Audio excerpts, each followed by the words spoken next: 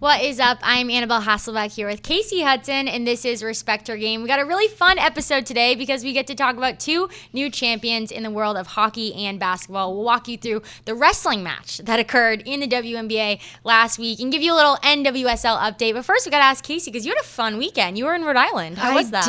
I did. I had the ultimate little girls weekend, and two of my friends from New York actually took the train to Rhode Island, Providence to Newport, and then I drove down and met them in Newport, and I think I found my new favorite place in New England. Okay, at least for now. Is it? You got a lot of new places in New England. I know. That's why I said at least for now, because I feel like that could change next week depending on what I do. But it was really cool because I really loved some of the like very small town vibes of Newport. Everyone was super friendly. Everybody's walking around. I love walking everywhere and anywhere. And then we biked like throughout the entire city also and stopped at different beaches, Ocean Drive, Castle Hill Inn. So it was cool. We did pizza on a cliff. Amazing. With wine. We watched live bands. We if did you're not following pianos. the Sports Case on Instagram, you gotta start following her because you should be like a travel venture influencer off at this point. Yeah, the unsettled military brat in me becomes very apparent, and like I can do my very just like calm, collected, nobody bother me weekends where I stay home and it's me and the pup hanging out, and then before you know it, it's like a 48-hour whirlwind in my life. But no, it's cool. I mean, there's just so much to see up here, so I think I'm just really soaking that in. It was great to see my friends and just like have a digressive weekend and explore different parts. So I got a little bit of sunburn and sun hives and all the good things that come out of a great weekend. No, that's real though about like gotta get up and move. I know I moved around a lot growing up too. Yeah, you did. And I've been in Boston now for like 9 years, and I remember hitting one point, I think like maybe mid-college, I was like, okay, like where am I going to next? Like it just was like normal that I'm like, okay, next thing, like now I gotta make new friends. It feels odd to be so stationary sometimes. It's a real thing, but people take it for granted, I think. But love all the different places. But yeah, I guess we gotta start like a travel vlog for you and all the places in New England. It's really impressive. Just in case you missed it, where's she going next? It's like, where's Waldo? Where's Casey? It is. It really, really is. So I was appreciative of that though. And we still kept tabs on everything going on everywhere. But yeah, it's cool. There's too much to see here. So nobody was kidding when they said New England summer is something of its own, because it is. It's not. Well, I know you got some fun vacation time kind of on the weekend, but you're never off. Casey's never off. So let's talk about it. Let's get to the NHL finals in the Stanley Cup, because the Florida Panthers are the new champions again. Okay? Not new. Again. They beat the Orioles 5-1 in Game 6, and it was a wild playoff game. Game 6 definitely was a clear jump. Yeah. Not what I thought it would be, but just excited for the turnout that we had there. So what did you think of this last game? Oh, what I found most interesting is that as close as the series started, we saw two different overtimes. Then like when the Oilers finally tied up the series themselves, we saw another overtime. So for Game 6 energy, I wasn't expecting the Florida Panthers to pull away the way that they did. So just the very dominant performance by the most complete team. I found that to be a little interesting, and it kind of took away some of the energy I was hoping for. It took away some of the excitement that I was hoping for, but I can't compare my feelings to what the Oilers were feeling on their bench, because I'm sure they thought they were going to come in and be able to put up a better fight. We know what their weak spots are. We know what they'll be focusing on in the offseason. But for the most part, I wanted a little bit more fireworks. I wanted it to be a bit closer, neck and neck. I would have loved an overtime Game 6. But at the end of the day, we were spoiled in the first couple of games. We were so spoiled. No, I think that's why it was so shocking. Like I even thought Connor McDavid was going to come out. He came out hot on the ice in a few of those rotations. And I was like, okay, this is it. This is when it's going to make a break for the team. But then, Sam Reinhart gets the empty net goal, like falling. Does probably not even looking at the net. Sam Reinhart was just on a tear. It is just not in their favor today. So that was a wild game. I was absolutely blown away by it. And I mean, the tough for the Oilers. To be in that environment just with the fans, like that one is going to sting for a long time. Big time. Double that, right? Yeah. Especially because like when it comes to like hockey credibility and like bragging rights and stuff, to see a guy be able to have the capability of pulling off a hat trick, let alone 4 goals, like it's not that common in the Stanley Cup finals, let alone like the game that puts the nail in the coffin. So that was the next part of it. That was just like, you can't stop Sam Reinhart. You can't stop this. You can't stop that. Your goalie can't stop goals. Like it was just like, it was kind of tough it was a beatdown in the emotional aspect of like the Oilers witnessing this, feeling this, living through it. So yeah, we have like, it's not secondhand embarrassment, but it's like secondhand hurt a little bit. But the guy who helped the Panthers get it all done was Brad Marchand, a guy who everyone here in Boston knows. And I feel like you just got to be happy for him. Like, yes, we would have loved to have him helping the Boston Bruins lift up that trophy, but you got to be happy for Marchand and his legacy. Yes. So definitely happy for Brad, but, and I'm sure we're going to get to it more, Annabelle, the post-winning vibes, the post-winning conversations and announcements and social media things, that has made me feel so like this is the worst way to watch your ex just live out their life. Yeah, I mean, seriously, it's literally living out, what's her face? Who sings the thank you next? Ariana Grande. Oh, yes. Like, literally, that's kind of what we saw. That's literally thank you next and right yeah, now. When you put it in, like, relationship terms, I'm like, ooh, yeah, that it one hurts. hurt. I don't want to deal with that. Yeah, like, I was happy for you, and we had our initial mutual, like, I'm going to go this way, you're going to go that way kind of thing, but then now it's like, he already has, like, the next hot new thing, and I like you really feel hot, you feel really forgotten about. Yeah, you feel really forgotten about, like watching him hug Matthew Tkachuk and like, I love you, brother. These were two guys that were just competing against each other in the Four Nations. Like, this is not something that you thought, you went back to that time that you'd think you would see or hear. Right. Like, I have to keep watching it sometimes because I'm like, wait a minute, like, you guys are in love already? That's fast. And then as if watching those two fall in love is not enough, watching him hug all over Sam Bennett, that was painful. And now it feels like they kind of have this like rhythmic thing going on where it's like Sam Bennett's staying, well, I'm staying. And like all of these like subliminal messages as to like these two hanging around Florida. And of course, Bennett had his Wolf of Wall Street but moment. they're also like very loud. Yeah, it's so true. and in wild environments. But I think, yes, as hard as it is, I think the one thing for me specifically, just looking at Brad Marchand's, situation and how hard that must have been too, to like leave the team that you know, leave the team that you love, especially too for your family. Like, regardless of whether or not they all move for the entirety of the rest of the season, like, that's really hard. And so I think getting to watch those videos of him celebrating with his family, and like, clearly that was a tight-knit team. Yes. And to be able to form those relationships in such a short amount of time is really impressive. So whatever is in the water in Florida, like, we got to get some of it. Seriously, I told Sophia earlier today on Hockey Hub, I'm like, I think there's a lot of truth serum going around Florida right now, because they're going to look back on some content and be like, all right, I meant that, but I probably could have delivered it slightly differently. But I am happy for Brad. It's just been, the content's been very entertaining, to say the least. Well, let's talk free agency. What's your perspective of how the Panthers are going to go about this next couple months? Funny you asked that, because I think I tweeted it a couple days ago. It feels like the Florida Panthers are becoming the next Misfits, and the team that really encompassed and owned that identity were the Vegas Golden Knights. It started because of obviously the expansion draft and then picking up players and how they picked up these players, but then it continued to become this progression of them getting players who weren't getting the money that they earned and deserved throughout their careers. So Vegas can pay them, bring them here. Or the guys who kind of just like started to slide under the radar, weren't getting much success to their name or compliments to their name or their game, come over to Vegas. Like, so it was all of these guys to where, like, when you look at it outside looking in, you're like, how is this roster going to orchestrate together and be successful in a championship caliber? And the Panthers have become that. I mean, I remember after the Vegas Golden Knights beat them 2 years ago, we knew that they were up against some cap space issues, and we were like, okay, where's this team going? There's no way that they're going to make it back to the Stanley Cup final. Somehow magic happens. You have a number of names that you're not too familiar with, but were equally as impactful when it came to the postseason. They go and win the cup, their first cup. Then same kind of commentary coming out of last year, and then you head back into the season, you start seeing some names, and you're like, wait, they come from this background. They can bring this to the table. And then once again, they have one of the best depths on their roster, contributors, and just one of the most complete teams out there. So with that misfit identity, I see them being able to have the ability to manipulate the cap space. Cap space is increasing by 5% starting this summer, and it's just going to keep adding to it. So I wouldn't be surprised if there's a way to keep Brad Marchand there. I wouldn't be surprised if we see the dotted line signed for Sam Bennett here shortly. They move on from certain pieces, but like, they're all about guys that make an impact. Brad Marchand made an impact on that roster, especially when it came to the postseason. So are you saying we might see Brad Marchand in a Panthers jersey? I'm saying the possibility is very much there. And when you talk about family, family, like they maybe didn't join him right away because he's got a son in high school. That's a harder transition school wise, but now you have the summer.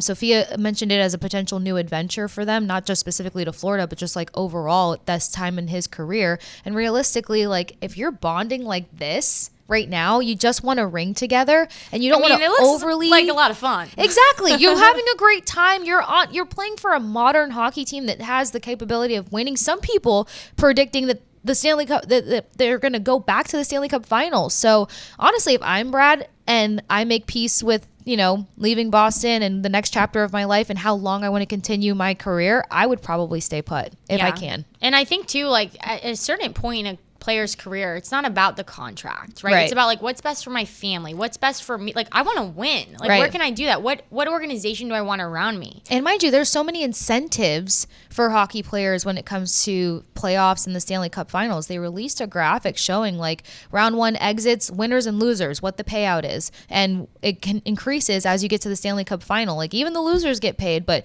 he just won a Stanley Cup with the Florida Panthers. So the incentives on top of what they could potentially match closer to his desire financially, that can even be appealing. Akaposa, who won with the Florida Panthers last year, he really loaded up in the terms of like the incentives that he got with the contract. Retired after. He's got the ring, which is what they chase heavily, and now he's got money that's going to be able to duel itself out after the fact. So I think that, like you said, it's not always about money, family. I mean, we moved around a lot. Imagine your parents being like, one more move and we're hanging out in sunny South Florida. Like, what would you say to your parents? Right, especially in high school. You're like, yeah, I want to go to Florida. Yeah, I want to do high school in Florida. I know that was in one point in my life. My dad was, debating, do we go to the Miami Dolphins? And I'm in the back of the room like, are you saying yes? Did you say Miami?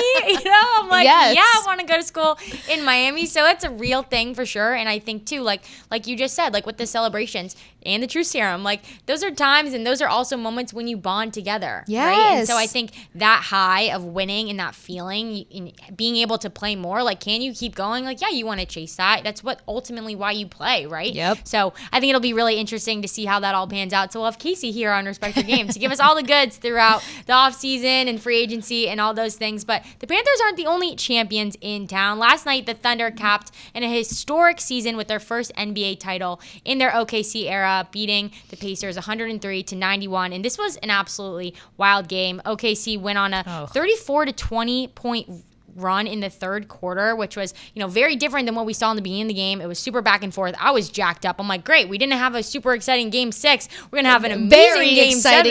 Right. And then it all kind of went down when Therese Halliburton went down. And that was just like, for me watching, I was like, oh, like I literally wanted to cry, know? And like, I'm not a huge Pacer fan. Like, it doesn't matter, but you're a human. And I feel like that was the exact sentiment of every single person on that court. Oh my gosh, I was sick for him, especially because like it was just so momentous for the Pacers in terms of like going blow for blow, like showing like if there is a potential exit for us, we're not going to make it easy for you. And then there was glimmers of, holy crap, the Pacers are going to do this. They're going to win game 7. At least that's how I was feeling watching it. So just to go through all of these emotions already and then that to happen to one of their, I don't want to just say one of their key players because of what he has done statistically, but the way that he's carried himself in press conferences, the accountability that he has taken, the leadership that he has shown, the tight-knitness and how this team relies on him and vice versa. You felt all of that when you saw him go down, but then you get that secondary thought, and I know you could speak to this as, your career as a college athlete and national championship. He was already working through an injury, and you wonder how much that played into the next injury, the one that completely took him out of the game. So I feel like in that moment when you're so close to finally succeeding at something, you have so many what ifs, but I feel like that probably was a bit louder. Definitely. And that's going to stick with him forever, right? And that's going to stick with the whole Pacers team and all of the state of Indiana for a long time. But it does not take away from OKC. Not at all. And the just impressive run that they had. And, they won. They won the title and injuries come up. That's sports. It happens. And it totally stinks, right? Like, I've been in championships when your top players go down. I've seen it go down. Like, it totally stinks, but that's a part of the sports. And I think what was so hurtful to everyone was that it happened, like, in the first quarter. Yeah. It wasn't even the second quarter yet, right? And so that's what was just so shocking to me. But, yeah, it doesn't take away away from the run that OKC went on. I mean, throughout their season, they had 64 wins that they won by 10 or more points. Like, that's crazy. That's record setting. And so just incredible what they were able to do. But let's get to the winning team. So here's SGA on Halliburton's injury. Yeah, I just asked him if he was all right. And it seemed like he was in pain. You just hate to see it in sports in general, but in this moment, like, my heart dropped for him. Like, I couldn't imagine playing the biggest game of my life and something like that happening. It's so unfortunate. It's not fair. But competition isn't fair sometimes. But yeah, I just felt so bad for him. And just asked if he was okay. Obviously, he wasn't. But prayers go out to him for sure. Hell of a player. Future's bright. That team's going to be really good for a long time. Yeah, impressive team, impressive player. I wish them the best of luck.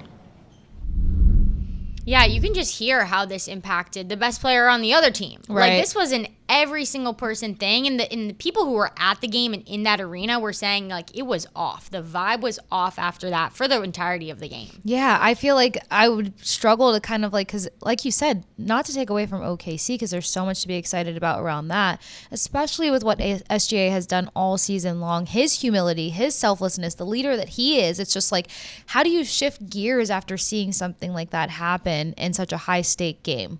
And that's what I mean by, like, it's crazy because you don't want to sit there and have these what if moments, because the Pacers had an opportunity and they did succeed in keeping it interesting. They were counted out for game 6, and Halliburton was a huge leader in that. So yeah, tough all around. Yeah, it's also hard too, because if you're the Pacers, that gives you this, like, aggressive, let's go, let's attack. And, like, not that OKC wasn't going to attack, but, like, we're all human. There's a little bit of you of not being like, I'm going to shove my elbow in your throat the next play when your best player just went down and tears his Achilles, right? You know, like, there's part of that you're human and you try to balance it out, but you're also trying to win. So, like, it's a hard thing. We've all been in situations when you're on, like, that side of the fence, and it is hard to navigate. Actually, brilliant point out, because I didn't think about the fact of, like, how you would internalize that situation, like trying to talk yourself through, like, we still have to be aggressive, but we want to be empathetic to the situation. I honestly don't know how I'd handle something to that magnitude, because at least through my soccer career, I mean, I've been on the field when girls have gotten injured, but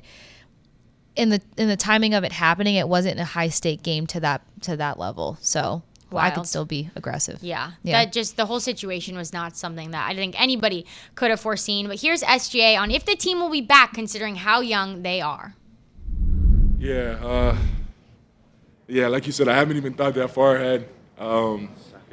But yeah, we definitely still have room to grow, and that's the fun part of this. So many of us can still get better. There's not very many of us on the team that are, quote unquote, in our prime, or even close to it. So we have a lot of room to grow individually and as a group, and I'm excited for the future of this team. But this is a great start for sure. Couldn't imagine it any other way. Let the kids celebrate, man. Right. Like, we're already asking him about next year. He's like, yeah, I don't, what? Like, he can't even express what he's feeling. He has not thought that far ahead. And I think the exciting part is that they have room to grow, right? Yes, and, like, that's I love that he said that. A real thing for sure. And he doesn't feel like he's hit their peak. But yeah, I think that's a hard question to ask someone right after the win. Yeah, I'm surprised he even tried to answer that as much as he did. I would have just held up the trophy and be like, this is all what I got. Exactly. Right. My mind is here. And just hold the trophy right there. I mean, great points, though, to think about how young this team is. And like you said, players, in time of their prime and so on and so forth. But it's one of those things where, like, especially in the NBA, like, they keep trying to put together these token blockbuster superstar rosters. We don't know what certain things are going to look like next year. And we know there's a couple of teams with a chip on their shoulder because they were really pissed off about their exits. So considering who SGA is and how passionate he is about this game, he's not going to sit there and be like, yeah, we're primed and ready to go for next year. Like, he has confidence in his team, but this is a league that's going to throw a lot of things at you when it's time for the next tip off the next season. Definitely. And another guy who was asked pretty much the same question on trying to understand this incredible moment was Jalen Williams. So here's him after the game. Nope. No, not at all. I actually just had my first drink, so I'm, like, working on that. I think in a couple days I'll be able to, like, come back down to earth a little bit. But right now I'm just trying to enjoy the moment. God's been extremely good to me. So I've definitely felt that. Like, coming off the court, just a lot of trials and tribulations just throughout my career, a lot of things that I don't speak on. He's been very good to me. So that was the one thing I reflected on so far. And then I had alcohol. So, yeah, pushing through that. Okay, so what did he mean by the first drink? I was trying to understand this, and I didn't get the context. Like, what did he mean? Is he saying like, I only got one drink so far? Is that what he was saying, or is this like I other took things? it as like he's all of 22 years old, so Yeah, maybe that's true. and like there's a number of guys at my college that were very serious about like not putting alcohol in their system or like not drinking throughout the season at all. So maybe that was really his first go. I don't know. I just know that he's 22 years old. So the context clues I'm putting together is that he is trying to find his limit and not cross that limit. And good for him Especially to figure that out. coming off a game, like you've just burned all the calories in your All body. the calories. Probably haven't eaten in like 10 hours. Yeah, he probably should stick to one drink because One drink. one drink is probably enough depending on your caloric intake and metabolism and all the good things. It's very true. Well, here is Jalen Williams after and talking about his moment with his mom. Coming from not being known in college to 4 years later being an NBA champion and having like an impact on a championship team is God's gift for sure. So it's been really cool to get that. So that was like a rush of emotion. And then I messed up and looked up, and my mom was crying in the stands, and then that made me start tearing up a little bit. So that too kind of was some of the rush of the emotion. I love this guy. He's just like so real. He's like, yeah, I was trying. And then I saw my mom and I started crying. I'm like, I'm your biggest fan. I was just about to say the same thing. I am now a fan. What I love about that too is just like, it's not even the humility aspect of it. It's like small school. He went through trials and tribulations. Like this guy has a story to tell within the story to tell. And I think that that's something that could propel this team back to a championship run. But more importantly, hearing that also now makes sense about like probably just had his first drink ever. Definitely. Well, OKC definitely had a lot of fun, but it seemed like people were getting ready for them to have fun even before the game started. Oh my gosh. There were buses, like trolley buses that were already decked out in OKC, NBA Finals champions. And so here's what Rick Carlisle had to say after seeing the buses before the game.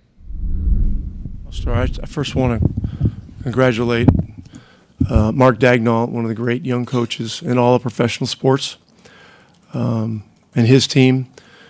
The way this season started and everything, they may have had those buses painted up back in December.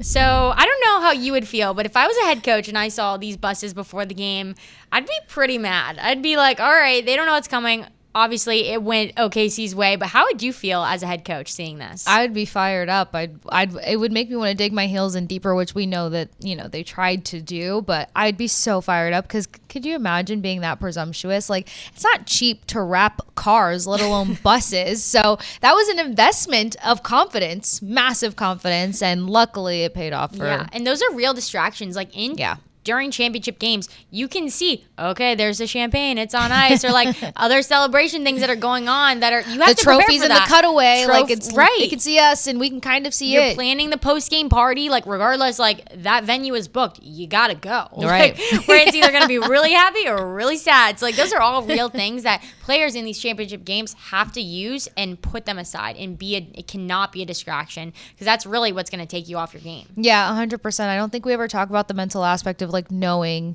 I know for hockey, it's always like the Stanley Cup is in the building, but they try not to have it in the building for every single game or like obviously not every round because that mental aspect just like weighs on you differently. So can you imagine coming in and seeing those buses and be like, these guys, like, what did they think they already won? Like, so it can go one of two ways. It's going to gas you up to be like, okay, now we're going to make them pay for that investment that they were very presumptuous about, or it's going to hurt a little bit more after because you're like, well, they get to leave here in championship buses. Well, it was a great investment. Yes, it was. So, it paid off. You know what? Crazy, but it worked out in OKC's favor. And when we come back, we'll talk about the other basketball team, the Indiana Fever in Indiana, and the heated game, probably the most heated game in the WNBA that we've seen this season. We got a lot of headlocks, a lot of smiles. So Casey and I will get all into it when we come back in a short bit.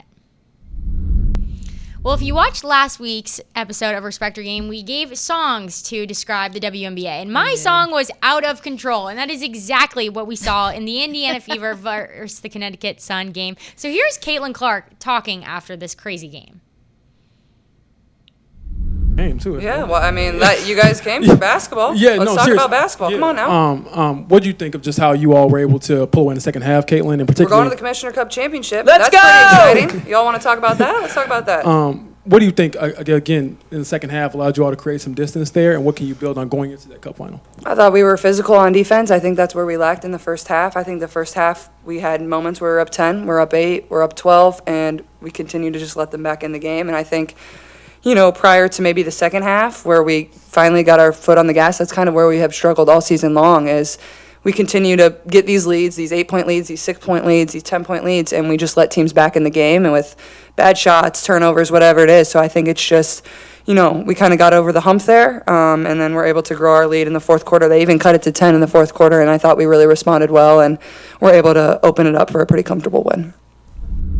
Yeah, it was a pretty comfortable win, but that was definitely not the show. It was the absolute brawl that occurred in the third quarter. And then with a few seconds left with Cunningham. Crazy, Casey. I was shocked. First of all, you texted me showing me like a glimmer of what the show was within the show, and the amount of times that I watched that, because I was like, what the heck what just happened here? Why is this going on?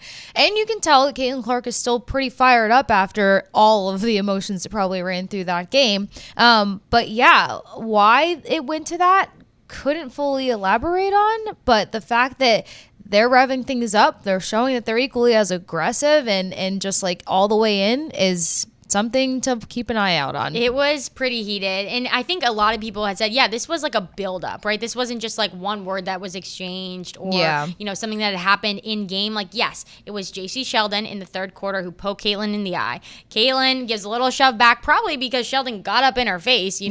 Like, there was a little bit of that I don't think people fully saw. Then Marina Mabry comes out of nowhere and, like, shoulder drops Caitlin Clark to the floor. I mean, this was not something that you typically see in women's basketball, just like, boom, smack the ground, boom, smack the ground. I mean, it was crazy, but I think the part that really set it off, and like, yes, it was going to be a headline regardless. Oh, yeah. Was at the end of the game, there's a few seconds left, and Cunningham, she's having her teammates back, and she just puts Sheldon in an absolute headlock. I mean, it was absolutely wild, and just to see that, but like, yeah, that's what happens when these games get out of control, and these players are talking about like, hey, like this was gonna happen at some point. You've seen other brawls not at all to this impactfulness like earlier in the season, but I mean, it was just absolutely crazy. But let's get to what head coach of the Indiana Fever, Stephanie White, had to say after the game.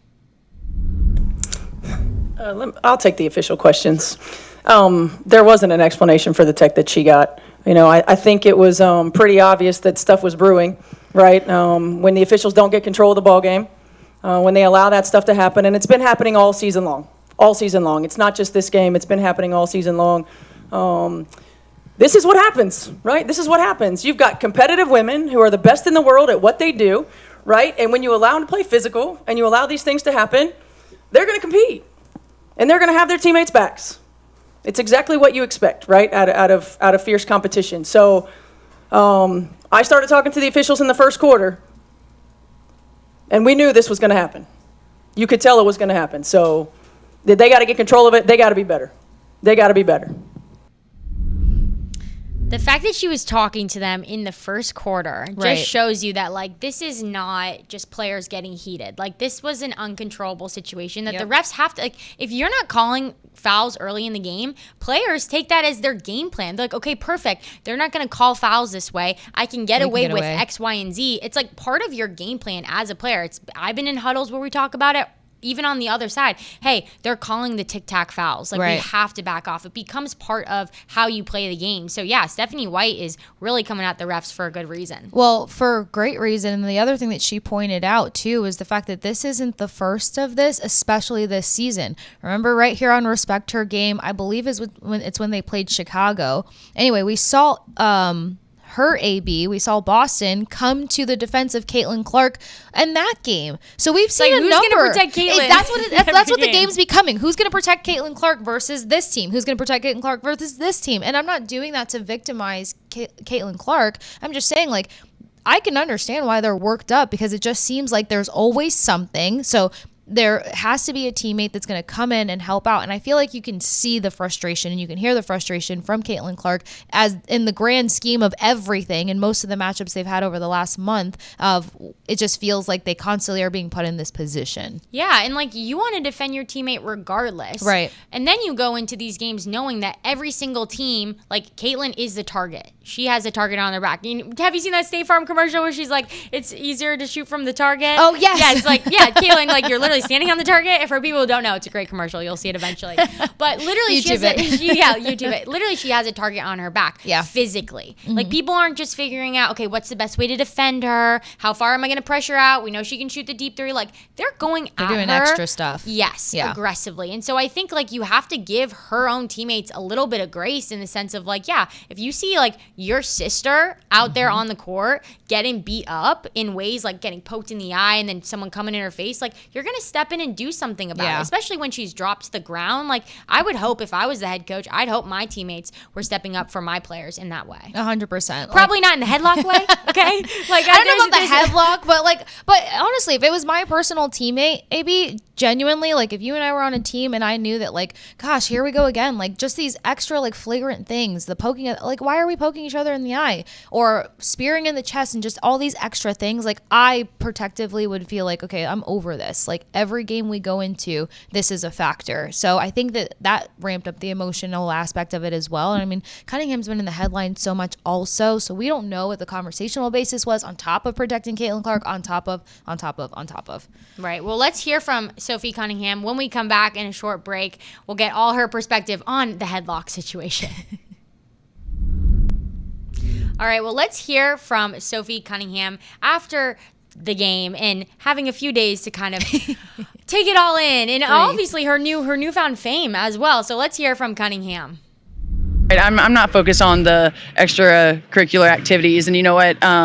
During that, it was just part of the game. I think the refs had a lot to do with that. It was a build-up for a couple of years now of them just not protecting, the star player of the WNBA. And so, at the end of the day, I'm going to protect my teammates. That's what I do, and I'm a team player, so it's all good. Yes, she is a team player for sure, and it's been crazy just to see how the world has really reacted to Cunningham and what she did to back up Caitlin Clark. Yes, it was a flagrant foul, very flagrant, in fact. Not something that you want people doing at all. But at the same time, I think the motive behind it was like, hey, like, you're going to drop my girl, I'm going to drop you. Right. That's exactly what she was doing. I mean, she full on took on an enforcer role at that moment. And like I mentioned before the break, you're seeing Cunningham kind of get in the headlines a bit more. And it's going to not just revolve around the headlock, but now it's going to make people inquisitive about, what her role is on this team, how and why she was so protective, what she brings to the table outside of that. I mean, look right here. Sophie's jerseys selling out. Crazy. Right? Absolutely. Well, I mean, that's like insane too. And even on Instagram, I think she had an increase of 300,000 followers. She now has 1.2 million followers on TikTok. I mean, people clearly like responded to this and were like, hey, like we're going to support someone who's like protecting Caitlin. Like clearly, like you can say what you want to say about the WNBA, but clearly like the fan bases can appreciate her game and really have a dislike towards people who are coming at her with like bad defense. Like let's just say what it is. That's bad defense. When you're slapping your hand in someone's face, you're going to end up poking someone in the eye. Like that's bad defense. It's the same way if like you jump over someone, you roll onto someone, if you don't break down your feet, like bad defense. Sometimes like there's a level of like aggression that crosses the line of like really athletic competitors. Yes. But like when you're let your emotions get into it, and right, like these are players who have competed against each other for years and years and years. Like clearly that's going to get in the way. You put that in such a great way, AB, because the reality of it is when you have to start doing antics, what are you doing? You're trying to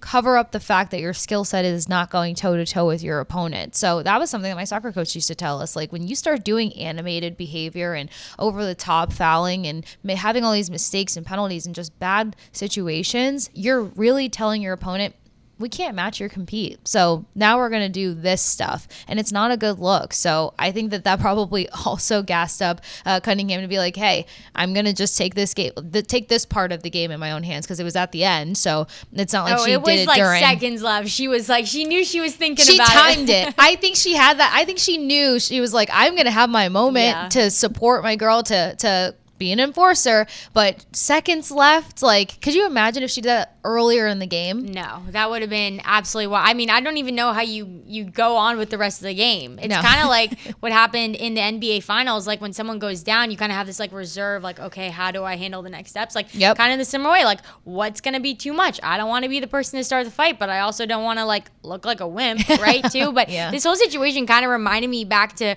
one of my lacrosse games. I remember getting cross-checked from behind, and I fell face down. I couldn't see anything, and I just heard the girl who hit me say, "She hit me." And I'm thinking, I'm about to get up and be like, "You're the one who dropped me to the ground." And what had happened was my teammate came from like the opposite box Flying and hit her. Like, oh my she had gosh. cross-checked her because she came after me. So I think like that teammate relationship, when you see your teammate go physically to the ground, Yes. and you have a relationship outside of the court, you know, outside of the field, wherever you are, like that can transcend a lot, and you never know what someone's gonna do for you. But this whole situation reminded me of the "she hit me," and I'm thinking, no way she's talking that. I would And then have I get up lost and I'm it. like, oh, I'm gonna shut my mouth because my girl is hitting her. Exactly. But no, so funny, because maybe I'm jumping off the page a little too much here, but if you think about it, as quick pace as things go, and we saw Stephanie White talk about the fact she already had to engage and speak with the refs on this, maybe sometimes your teammates stepping in to defend you kind of like adds to supporting the story of like who actually started what's going on. You know what I mean? I think it might help like a little bit, because like thinking to your situation, like if your teammate comes flying from the other side of the field, like the reality of it is like, I didn't just come flying off the hinges for no reason. And while she's screaming that you hit her, and you don't have the time to replay everything back, or some leagues don't have the instant replay to the level of others, it could be an extra layer of support that's needed for the storyline of it all. Definitely. And I think that's why people reacted the way they were in so support of Cunningham, because they were like, okay, that's how you have your teammates back. Yeah. Now, on the other side, Mabry came in and like dropped her shoulder on Clark. Clark kind of like shoved her off because she was Sheldon off because she had like got poked in the eye, and she's like, "You're getting in my face, like kind of get off me," kind of thing. It's like, who's in the right? You know, when you want to come at each other, it's like, who's in the right? How far can you go with that stuff? But you, like you said, it is going to propel this Indiana Fever team, I think, to be closer as a team, to know like how much do they really have each other's back in the Commissioner Cup, which Caitlin Clark was very excited. You could see the power that she had behind her voice. She's excited that they're in this championship game against the Minnesota Lynx, but I think I'm going to go with the Indiana Fever. I know they're the underdogs in this. There's a lot of money on the line. It's like $500,000 for this championship. So I'm going to go with the Indiana Fever, just because I think that the spirit that the Indiana Fever have right now, coming off of what is a heated game, and yes, there have been some struggles that they've had this season, but I love the leadership from Stephanie White. I love how she's taking the mic away from Caitlin, being like, okay, you're not going to deal with that. I'm going to deal with these questions. And I think this team is on a really great track, even if it hasn't been as stellar as a performance as the Lynx throughout the season. But Casey, if you had to pick one team, Lynx, Fever, who are you going to go with? Yeah, y'all know I typically try to support Minnesota and keep that going, but I completely agree with you. I think that this team is just too synergistic in a number of ways, and it's not just level of play. It's the sisterhood, it's the camaraderie, it's the family that they are becoming.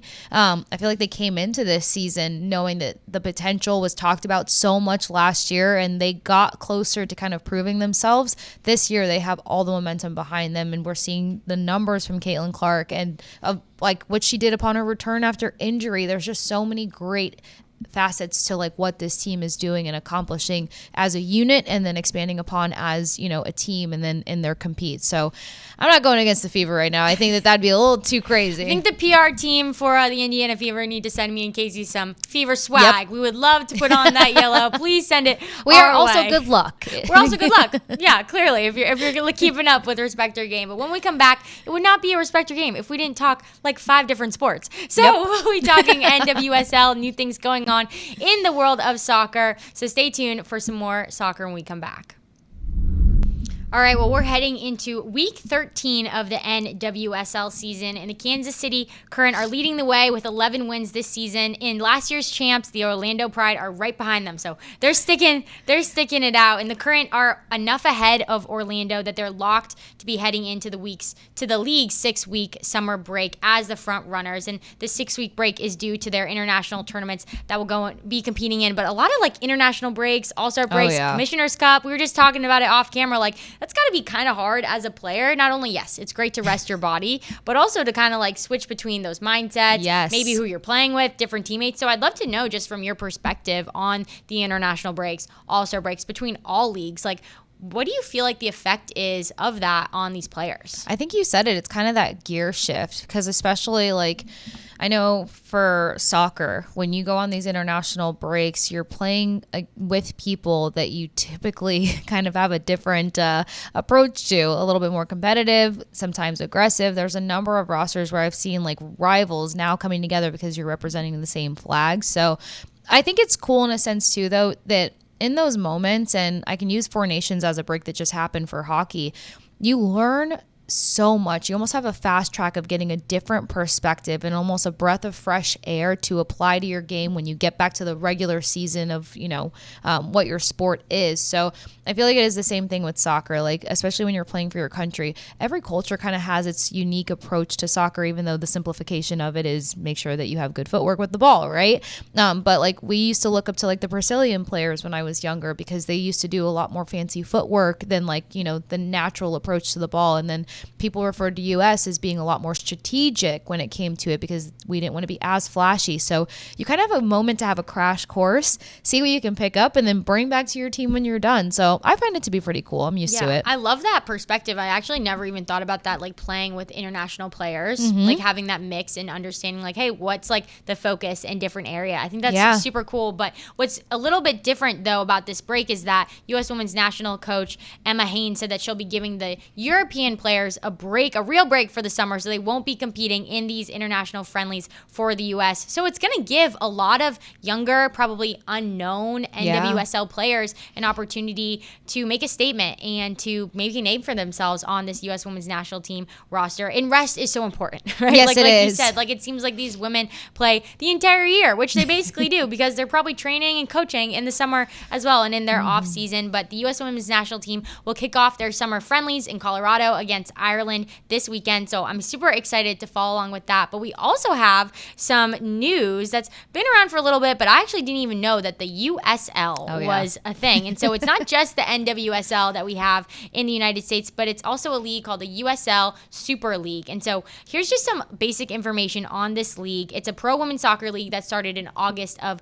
last year. There's only 8 teams, but their plan is to grow to 20 teams by 2026. And I saw that, I was like, what? By 2026 to grow to 20 teams. So they definitely have it, all marked out and cut out for them. It's a fall to summer calendar. And the primary goal of the league is to create a distinct youth pro women's pathway. At the same time, they are in the same division as the NWSL. So like one can say, is that really the goal? But Casey, what is your just perspective on having 2 women's pro soccer leagues in the U.S.? So from the perspective of like more opportunity, right? You think about, like, I think about the fact that when I was very much, soccer was my entire life. Like, if I knew that there was a more realistic avenue to professional league and opportunity, like, you wouldn't be sitting here today. You'd be out on the field. I wouldn't. I'd be in the USL We'd be talking or about NWSL. you on Respect Your Game, Casey. But like in my time, it was almost like if you want to go pro, you might want to start looking overseas. That was usually the first like conversation and indicator.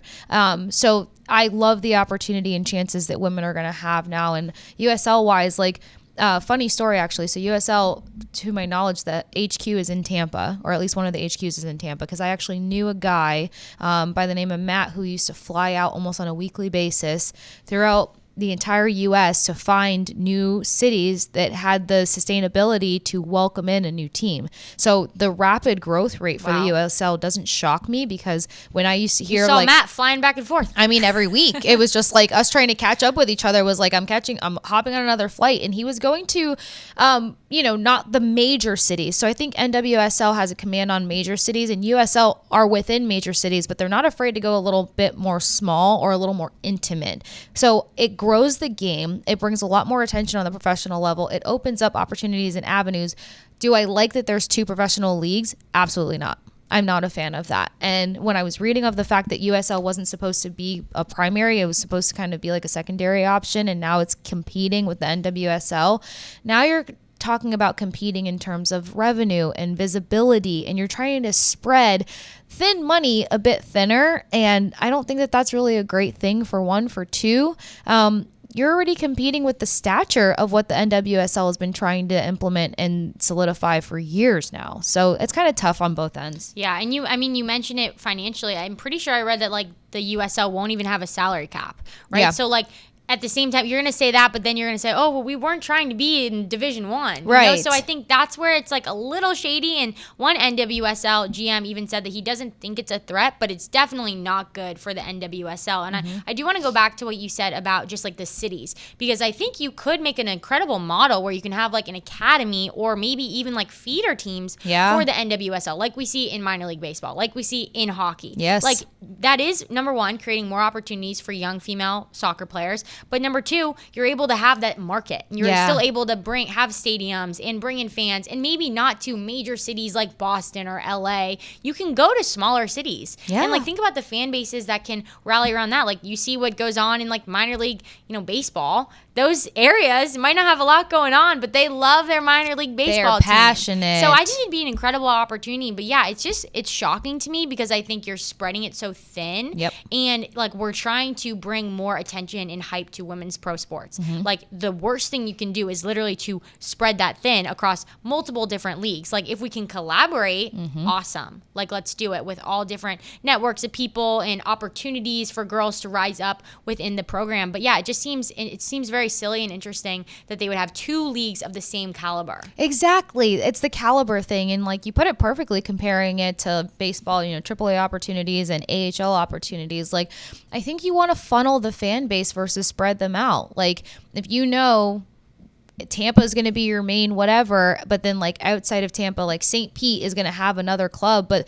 you can get call-ups from that club. You can get support from that club. You're going to have fans, especially passionate fans, that are going to support that region, that area, those teams as a whole, where like now you have to create, and then for excitement, right? What do? We create rivalries for excitement. So we can't pretend like that's not going to come about and it's not going to become this tug of war. But at the end of the day, the biggest thing that kind of takes away for this for me is that you're talking about a situation for professional women's sports that already don't get the money and the attention that they need, and now you're adding another level of compete to it and saying we're not competing with each other, we're just one and the same. So that brings me to the merger conversation. You're not one and the same. We're one and the same. It's like, yeah, we're all trying to do the same thing. The same thing. Yeah, it is wild. I mean, I was honestly shocked to see this, just because you want people to draw all their attention to one spot. Even just seeing what's going on with the Boston Legacy team. Yeah. It's like, imagine if that was split in half. Then we have even way less attention that there already is, and we're talking about it. But I do want to talk about the USL, because they're already making big moves, clearly. Oh, yeah. And so they're already building out a crazy cool stadium for Tampa Bay. They're planning on this pretty good looking stadium that we'll pull up a graphic of here. It's got 15,000 seats and will break ground very soon. But Casey, what should we know about this area? What's going on? What are your thoughts on this new stadium in the Tampa area? I was about 2.7 seconds from being their sideline reporter. No way. 2.7 seconds? Yeah. I had a colleague put me up for the interview. Obviously, soccer background. I was working with the Tampa Bay Lightning, and then it was like some of the people from the Lightning are helping with this. So yeah, that was almost my team. Still will be because of home base with Tampa, but again, from an exciting level of expansion. So you really would have gotten yourself into the USL somehow. I would have been a professional soccer something.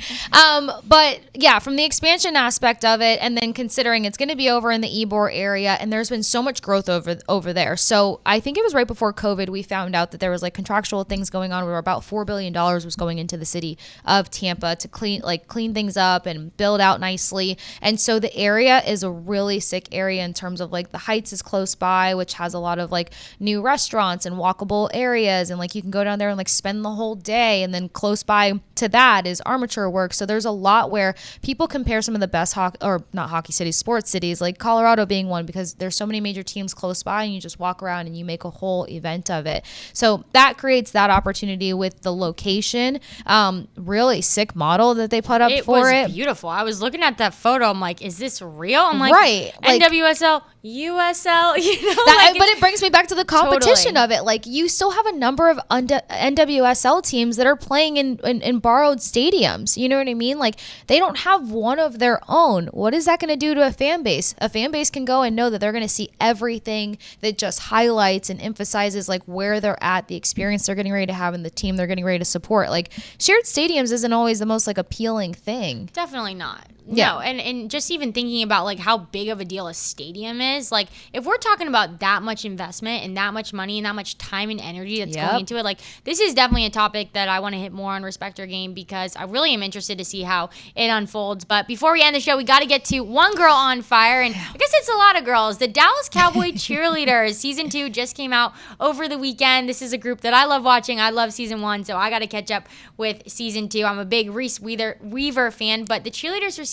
a 400% increase in their pay per game. And yes, it's an honor to be an NFL cheerleader. Like, that goes without saying. But it's a lot of time and hard work that these women have to put in. And most of them have extra jobs on the side, right? So just cool to see the raise that they got. And obviously, with all the attention that they got from the documentary, it seems fitting. I support this Girls on Fire so much because I think because of the glamour of it all, you're like, well, they're just dancers. No, I'm sorry, but the training that goes into making sure that you look good, that you can perform while looking good, like it's a big thing about the mental aspect of like making sure you look good and feel good. We don't have to jump too much into that, but it's very obvious. And then, as you said, a lot of these women have secondary and third jobs outside of this, but they're just trying to chase a dream and passion. You want your dream to pay off. You want to be able to have a little bit more of a solo focus, or you want to have a little bit of stress off your shoulders, knowing that like any kind of extra jobs that I have, it's my choice. It's not survival. So I think that this is fantastic all around. And plus,